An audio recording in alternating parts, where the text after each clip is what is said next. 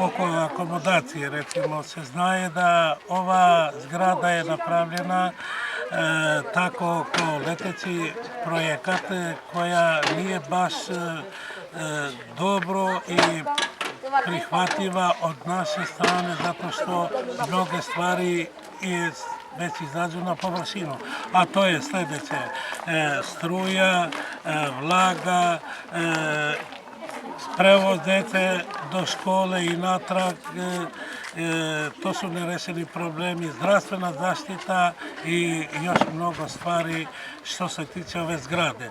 Van ove zgrade, u privatnom smeštaju, znači imaju ljudi problema koji su smešteni u privatnom smeštaju, oko zakašnjenja socijalne zaštite koja kasni do 2 meseca i primanje ostalih režijskih troškova kao što su kirija, voda, struja, đubretarina i ostale komunalne takse.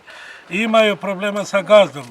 Boga mi, možda ima najava od njih koji su toliko u kritičnoj situaciji da od strane gazde da će biti prefrljeni u sred ulica, možda večeras, možda sutra, i to preti negde oko 20 familija u periferiji Skoplja, kao što je u Šutku, gde su najavili ovih dana, gde su se javili, pošto ja sam njihov koordinator i se zove Muciša Ciri, od početka ove naše krize pa do današnjeg dana i nadalje. Znači, oni su najavili da će to biti uskoro štrajkovi, a štrajkovi će biti verovatno, ja mislim, ispred zgrade UNHCR-a, pošto su oni kompetentni za nas još uvek, i smatramo da Republika Makedonija, nasuprot tome šta nam daje, to nije dovoljno, ali ipak to ne znači da nismo zahvalni Republici Makedoniji i svim građanima Republike Makedonije, jer Makedonija nije Švajcarska pa da omogućava sve uslove da nam ispunjava kako bismo imali jedan normalan život, normalnu zdravstvenu zaštitu, normalno školovanje za decu i normalnu akomodaciju i slično tome. Što se tiče struje, ja bih rekao u par rečenica da mi smo ušli u ovaj stan ovde, koji je pilot projekat, znači privremeno sa rešenjem koje je naznačena kao socijalan stan, gde nećemo platiti toliku sumu koja je velika, i struju i ostale režijske troškove. Platit ćemo jednu solidarnu sumu koliko košta jedan upaljač ili jedna pakla cigare. To nam je reklo još za vreme gospodina Dželal Bajramija, ministar za trud i socijalnu politiku, zatim beše gospodin Spiro Ristovski, zatim ovaj treti od gospodin koji je u ostavci, сега je vlada, privremeno vlada na delu, tako da stvarno nemamo kome da se žalimo i kome da se obratimo za olakšavanje svite ovih problema.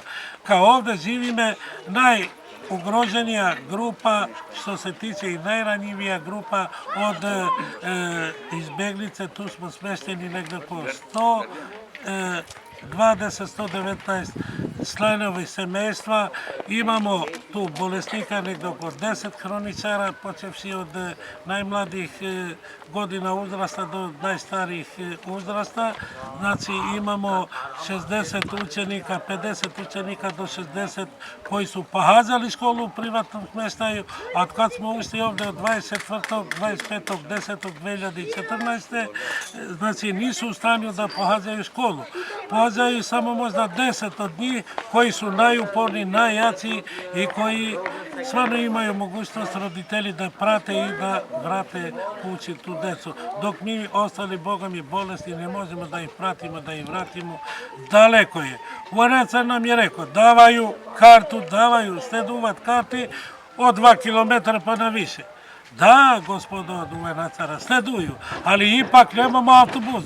Imаме više problema što, evo, kadar neko го vidi ovo, odavde polazimo peški, idemo do škole 26. juli.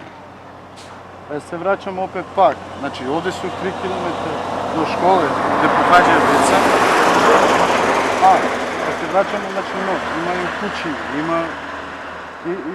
ima i đubre tamo, evo se vidi tamo. Ja apelujem na svih organizacijama koji može da nam pomogne da neki prevoz da nam daje, da bi mogli ova deca da pohađaju u školu.